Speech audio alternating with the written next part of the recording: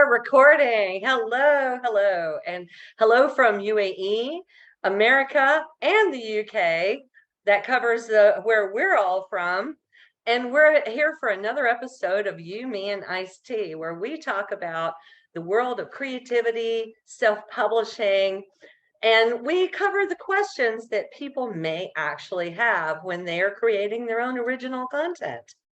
So we have a great topic for you today. Our topic is apps. I mean, your phone is covered in them. I mean, let's just face it, we're all covered in apps. We have like, I don't know how many on your phone, 60, 70 apps. Every store you go to has their own app, everything. They ask you, ma'am, do you have our app? I mean, do you want the points for this purchase? And they're like, really, I have to download like another app? You got to be kidding me, right? But as an author or an aspiring author, are some of these apps incredibly helpful for us as we go in this journey of putting out something as a self-published author, or even, if you aspire to be an author that's published by a full-on, full publisher? What sort of help can we get? Let's talk about that first. Anybody experience anything helpful out there in terms of apps? Yeah, I use quite a, sorry, Lene. I use quite a few now that I've built up a stock of some good ones over the years. I use it for checking my grammar and spelling, and I use them for formatting ebooks and paperbacks. And I also use one for designing covers, like the one that's in the background, which is a cover for my next release that I made in an app called Canva, and it's not finished yet, but I think it's coming along nicely. Canva is a very helpful one in terms of coming up with marketing posters and posts for Facebook, for Instagram, that sort of thing as well, right? Yeah, I've also used Canva quite a bit. Mm-hmm. Yeah. And what was that when you said for editing? I use an app called Atticus, which is a web-based app. And that does all my formatting for ebook and paperback. It hasn't been out long. It's only been out just over a year. I was involved in the beta development of it, so I got it for a reasonable price. It's totally free. Once you've got it, all the upgrades are included. And it's a wonderful program. I can't recommend it highly enough. That's fantastic. So you just pay the one time and then you can just use it forever. You don't have to keep paying per year. No, it's about $150 now, I think, and which is not expensive because you pay that for a formatter to do a couple of books for you. True. It's very easy to learn. It's very intuitive. And as I said, I produce all my stuff on it now. And I'm sure I've saved myself money now over the last couple of years with it. Fantastic. That's a wonderful recommendation. Thank you. Oh, yeah. Yeah. Lene, I think you had some options that you were going to talk about. Yeah. I would say if you take Canva, go for the Pro option. It's definitely worth the money. It has a lot of extra functions in. For example, you can do one-click background remover tool, where I would previously spend a few hours in Photoshop removing pixels by hand. This thing does it in one click. And you have access to all of the graphic designers, templates, graphics, designs, borders, fonts, unlimited really. So that's a good investment. And then I was actually looking at Scrivener today. They've brought out Scrivener for iOS. So if you have it for Mac or if you have it for Windows, you can get, I believe, a reduced rate if you want to get it for iOS as well. Then you can take it on your phone with you if you want to work somewhere else. You just take a little Bluetooth keyboard, hook it up to your iPhone, and you're ready to go. So that's something exciting to look at as well. And the price looks very reasonable. But I just looked at it today. I haven't used it yet. Have you used Scrivener, Deidre? I have had a little bit of time with Scrivener in terms of, well, I guess I tried it for the screenwriting, but I ended up favoring Final Draft over for the screenwriting because, as you guys know, I do write movie scripts as well as books, and I just love Final Draft because I feel like it kind of does all the work for me in terms of formatting the script as I'm writing along, you know. Am I doing an action, describing an action, or do I need to introduce a new character, or is it a dialogue line? I don't need to really think about it so much. I just sort of backspace on it and choose which one I'm going to write now. It's so easy, makes it simple for me. So there's another one for you. Final draft. You can do plays with that too if you're a playwright, by the way. It's really good for that as well. Or TV show scripts. I mean, because let's face it, I mean, and that's the goal one day, right? I mean, if we're writing these books, we eventually might, you know, dream to have them, you know, made into TV shows or movies. I heard a great review for one of your books today, Richard. Some dude Oh was yeah, giving you a video review and talking about how it will make a good movie. yeah. I was very pleased with that one. That's a year ago now. That it popped up in my memories, so I thought I'd share it around just to. But I couldn't believe it was a year since it came out. And yeah, the fellow was very complimentary, and the presentation was good as well. It was very catchy, so I was pleased with it. So good, so good. And it's good you put it out there because see, that was the first time I'd seen it. So it's Yeah. always good to refresh your memory. So Oh yeah, because you that's never right. know when people didn't catch it the first time around, just do it again. You know, that's another helpful tip for authors if you want to get your info out there. So, Mr. B, did you use any cool apps while you were designing your book? Canva was used, so it was already mentioned. And you know, right now, since marketing, we've been able to make videos on CapCut and Video Leap. So some of those apps make it really easy to use the existing templates to give you some of the marketing and advertising and the TikTok videos you're looking for. That's fantastic. Hey, Rod, what about you? Rod is the expert, by the way. He knows far more about this than any of us put together. So, yeah, I've used plenty of various apps. I did start out with Scrivener back when it first came out many years ago. Used it for a very long time. But recently I have discovered, well, actually probably 2 or 3 years ago, an online application called Plottr, Plottr. And cool. it's one of those applications to where it's one of the organizational tools that writers can use to, you know, map out their books. It gives you a lot of sample plot structures that you can use as a guide. But the main thing I like about Plottr is it keeps track of your characters, their attributes, locations. There's tons of flexibility as to, you know, how you can, you know, if you're writing a trilogy, when you get to book 3, you want to remember what that guy was doing in book 1. And all of this information is still in that one place. So Plottr is definitely one that I would recommend that people check out. It's relatively cheap.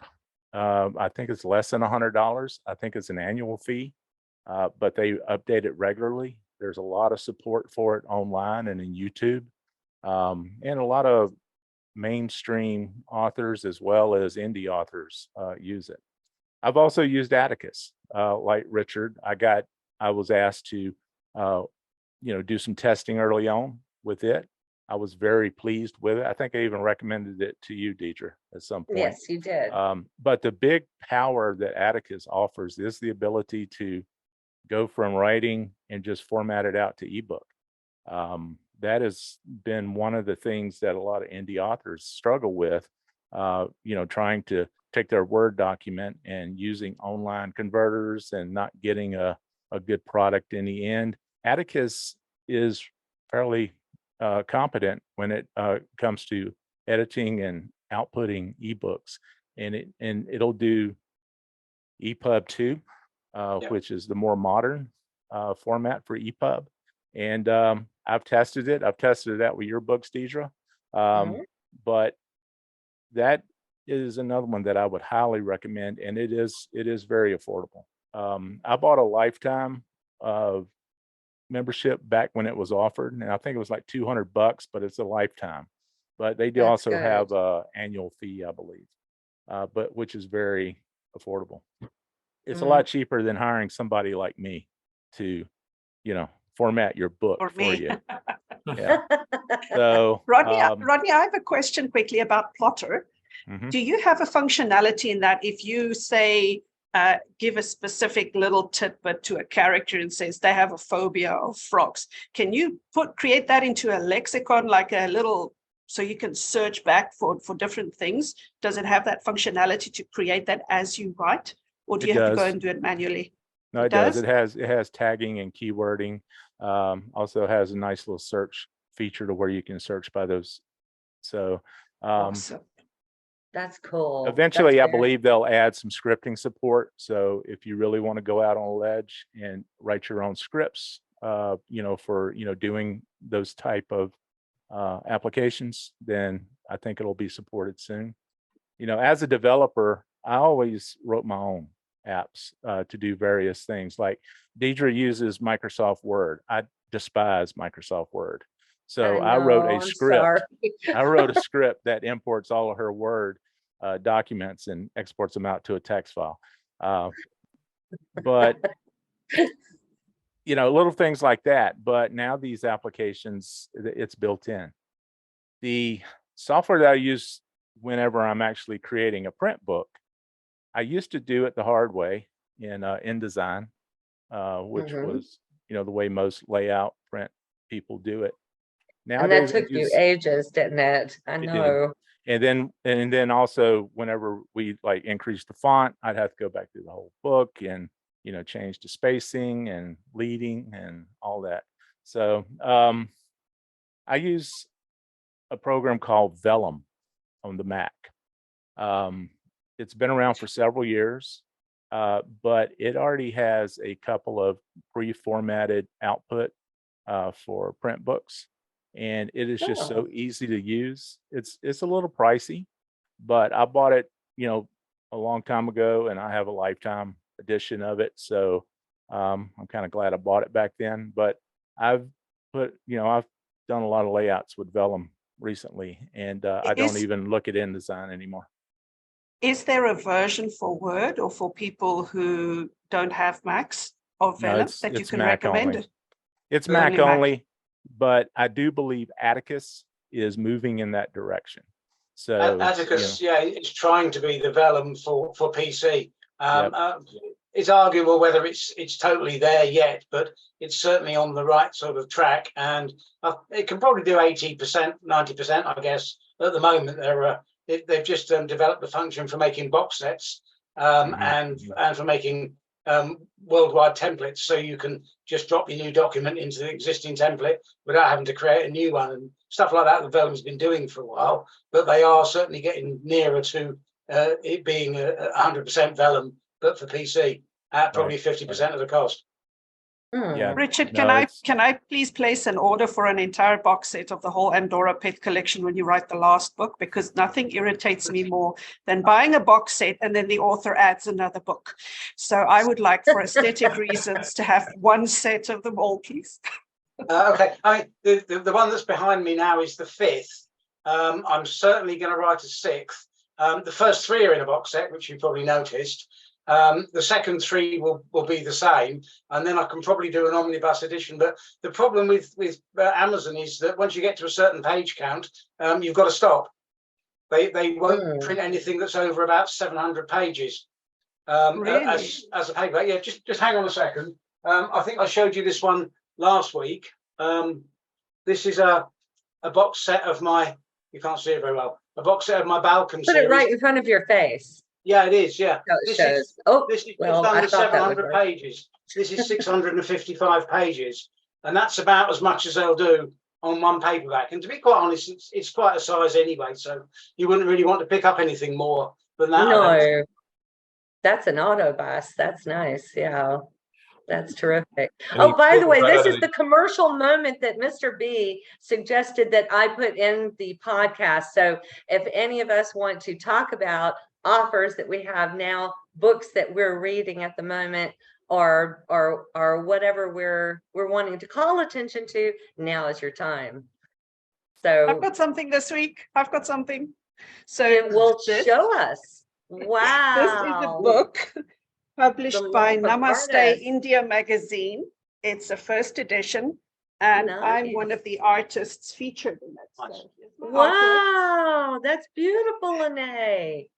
And that's Thank your you. Sassy And Ladies one as well. yeah, yeah. There's your Wow. beautiful There's an picture. artist page. You And look I believe that great. the ebook of this was sent to over 9,000 different institutions, galleries, and other companies throughout the world. So it was quite a nice surprise to see. And it is nice to see your Bravo. stuff in print, I must say. That's fantastic. So proud of you. And everybody brilliant. should check that out, Thank you know, you. and Thanks.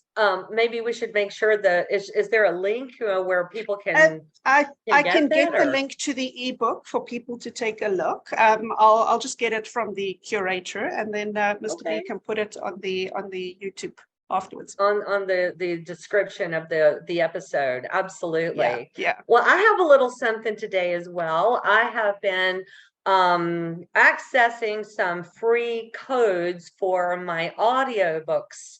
There are 4 of my titles, as you guys might or may not know, that are available as audiobooks. And since they are kind of getting lost in things lately, I thought maybe I would try to goose it a little bit by giving away some free codes, so that, because now they're available on Spotify. Did you guys know that you can listen to audiobooks on Spotify? So for anyone who's going to put a comment on this YouTube video, if you would like me to send you a code for a Spotify book, an audiobook of mine, either the Hakima's Tale, one of the books of the trilogy, or Desert Magnolia, I can support the first 40 people who will send me a request for that for each book. But remember, that's limited supply. So go ahead and put that comment on there on our video, and subscribe to Mr. B's videos right away. Do they need to email you their email address? We don't want to make their stuff private, right? So Well, if they no, email they your need author to email address, me their, yes, they do need to email me. Yes, absolutely. I was going to reply to their comment that they would need to email me so that I can send them the code. It's just a matter of clicking on the code, and then they literally put their email address into the Spotify page. And there it is. It's just right there. It's available for listening immediately. I tried it out today. It's incredibly easy. And since don't forget to review the book, for God's sake. Once you've listened to it, review it. right. It takes 2 seconds. Since we're talking about apps today, we know that Spotify is an app and that most people have it on their devices. Also Yes. on your Apple phone, there is an app for podcasts directly on Apple's podcast where you would see Free Talk with Mr. B, and you can listen to this program, You, Me, and Ice-T, right on your phone by hitting the Apple podcast, typing in Free Talk with Mr. B. It will pop right up very fast. I'm the only one like that. and you'll see all the series of podcasts, including the You, Me, and Ice-T series. The same thing happens with your Android devices. If you wanted to go to Spotify on there, or if you use your, what is it? Google Podcasts. So Google Podcasts is an actual app that has all the podcasts, and There you Stitcher, and wherever podcasts are found, like you said. And so those are all useful outlets for, like you're saying, audiobooks that you can hear on Spotify, is it? Exactly. And so again, like we were talking earlier with Lene, without creating your own app for usefulness, there are so many apps out there that are very useful. And you can listen to Free Talk with Mr. B on Buzzsprout and anywhere you get your podcasts. Absolutely. Now, here comes the question that we were kind of debating whether or not to even bring it up before we started to air this podcast episode. So if it's wrong, I apologize, but I'm going to put it out there. There's all kinds of ads we see coming up here and there. Make your own app. It's so easy, yay or nay? Rodney shaking his head, absolutely not. And Richard shaking his head, none. And Lene is laughing her head off. And so now, why is that such a scammy kind of thing to do? I mean, is there an explanation that we can talk about, or is it something? Yeah, there's a couple of things. First of all, most of the companies that do this type of service, their agenda is 100% weighted on them. They are giving you an opportunity to, first of all, upload your content to their app that they own. And if you do not redefine print, you will lose some rights to some of the content you use in these apps. Yeah. You may be able to compile the app, download it, but you don't own it. That app is owned by the people that create it. Also, these apps are so heavily used for spyware. And all your information that you enter is usually sold to some third party. Now, Oh, I wouldn't say these are bad actors. It may be legitimate transactions, but in this day and age, you always have the possibility of running into a bad actor offering something for free on the internet. If anything is Yes. free on the internet, be very suspicious of it, Yep. period. exactly. There's no such And- thing as a free lunch, right? And to add to that, if they tell you they can create an app for a minimal amount of $10,000 or something, run the other way. You are not in the business of apps and getting customers. You are a writer. So stick to writing and trust the other writers who have had harsh lessons from some of these things. And do your own research. Please do your due diligence, do a Google search, put the word scammer in, check the company names, because not everyone is allowed to say what they like on social media. But if you dig deep enough, you will find some realities and truths that will hopefully save your bacon, your work, and your money. Yes, I agree. See, it's important to get that information out there because we, as writers, we don't want to see that happen to us. So we don't want to see that happen to anybody else who's also out there, with their stars in their eyes, hoping that some miracle is going to happen. And, they're going to have this really awesome app and these books are going to be famous instantaneously. It's just not going to happen that way. There is a long road, just like anything else that you do, but it's a fulfilling road. So don't try to take those shortcuts because, like Rodney said, if they say it's free, or if what Lene said, if they say it's low price and if it seems too good to be true, it probably is. Right. That's just the rule of thumb, I believe, right? Yeah. And as an app developer myself, and a game developer, I can tell you that creating a mobile app isn't that hard. You can actually teach yourself to do it. All the tools are mostly free. If you want to put the time and energy in, but the goal is, if you want to put your content in a mobile app, make sure you own that mobile app and maintain control of that content. Because you don't want to have some sketchy app start ruining your reputation, because they just they're scamming the people that actually download it and install it. So wow, incredible! What kinds of people are out there right now, trying to steal your creativity? We have to also mention that jurisdiction is the key. If you are in one country, please work with an app developer in your own country and get legal advice. If you work with someone from another country, the law might not apply the same way. You don't have the money to pay lawyers in their country to go and fight your case for you. And copyright law is not respected the same in all the different countries of the world. Another disturbing thing that I've actually seen on TikTok in the past few days is people spreading news that Google Docs is stealing your content from whatever you type in there. Now, some writers have been researching the fine print, and they do say that if you are using Google Labs, apparently, then you are a part of their AI training schedule programs, or however that works. But if you are using normal Google Docs, your work is still your own. But be aware, if Google sends you emails with changes to terms and conditions, be informed so that you can make a choice that's right for you. But please don't listen to the scaremongers and don't get hysterical. They are not stealing your stuff. And frankly, with the amount of English fiction and creative writing out in the planet, it was a dark and stormy night has probably been used a few million times, and no one owns copyright to it. So relax, just work on creating your own story.